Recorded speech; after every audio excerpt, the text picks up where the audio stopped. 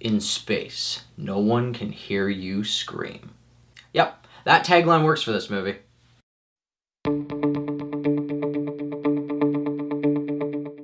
Hello Fanatics, I'm Dylan Phillips and this is the Film Fanatics review of Passengers, starring Chris Pratt and Jennifer Lawrence. First, I'll start off with my initial thoughts and what the movie is about.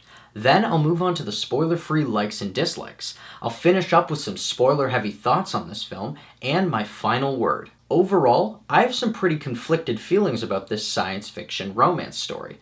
Passengers is a story about a ship called the Avalon, which is transporting 5,000 passengers in cryogenic sleep to the new colony of Homestead 2. Now, 30 years into their 120-year journey, one of these pods malfunctions, causing Jim Preston, played by Chris Pratt, to awake. He is then faced with the moral dilemma of whether or not to live out the rest of his life alone or to find a companion. There were a few things that I liked about this film. For starters, the cast is very good. Chris Pratt and Jennifer Lawrence play very emotionally dynamic characters who are quite charismatic and have undeniable chemistry. Now, is their chemistry as good as, say, Ryan Gosling and Emma Stone? No, but it's much better than a lot of pairings that we've seen in recent films.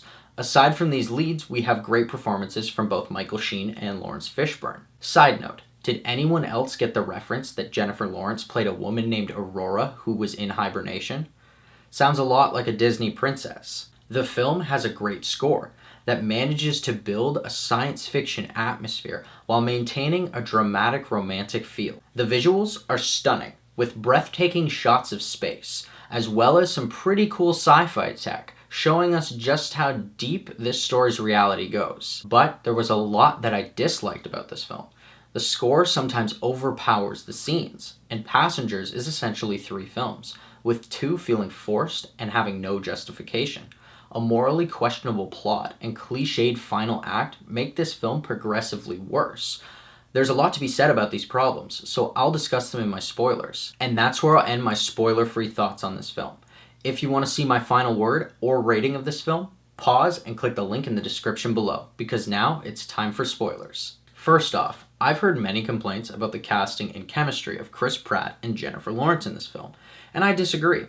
I think that these 2 actors did a great job with what they were given. It just so happens that the plot was not very good and wasn't exactly what we had expected from the trailers and marketing. As I said, Passengers is 3 films in one, with an isolation story like Castaway or Moon, a romantic drama set in space, and a science fiction thriller. All 3 of these films are varying levels of tolerable. The first act, surrounding Jim's pod malfunction and isolation, is the best part of the film. It helps build an emotional connection between Jim and the audience, and it helps us empathize with him. The final act is the all-right part of this film, in which we get the over-cliched, over-Hollywoodized final act. And it could work in a film like this, but for what it does, ugh. Which brings me to the worst part, the romance. This movie was sold on being a film about 2 people falling in love trapped on a ship, but the setup and execution was absolutely disgusting. With Jim's descent into loneliness, he decides it's best to find all the information he can on Aurora, learn everything about her, and then force her pod open so that he can have some company. Isn't that so romantic? No. No, it is not. And I'm going to tell you why. How can anyone justify a story where a man forces a woman to her death because of his obsession with her, and she goes along with it? It's a film about Stockholm Syndrome. At some points, she's absolutely furious with Jim, but hey, start a cliched, life-threatening crisis on board the ship in the 3rd act, and make him be the one that miraculously saves them all, and that'll absolve him of all of his sins, because that makes absolute sense, right? These plot points were incredibly creepy. I can try to understand them pushing Jim to his extreme for the moral dilemma, but the route that they take doesn't pay off, and the film slowly unravels after it starts. I think that the problem here is that people go to a movie to see a hero that they can confide in and empathize with, and once Jim's done that, he's lost all credibility. It's choices like this in films that get me curious about what criteria is used to get a script greenlit, and how many rewrites happen afterwards. Alright, so with my thoughts heard, here's my final word. Passengers is a visually stunning film that falls short of an appealing premise, thanks to a horrendous delivery of its big question. With a stellar performance by its cast, it makes you question whether or not you should actually admire or empathize with these characters, despite their charisma. I'm gonna give Passengers a 5.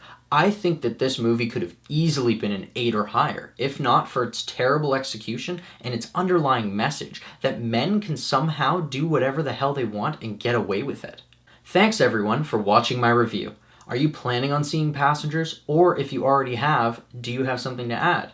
How do you feel about how the story unfolded? Let me know in the comments below. This has been Film Fanatic Reviews. If you liked this video and you want to see more, hit that like button and subscribe to our channel. Check out our latest Fanatic 5 video, where we discuss the best Star Wars action sequences. Don't forget to follow us on our social media. We post new videos every Tuesday, Friday, and Sunday. Until next time, Fanatics, keep it real.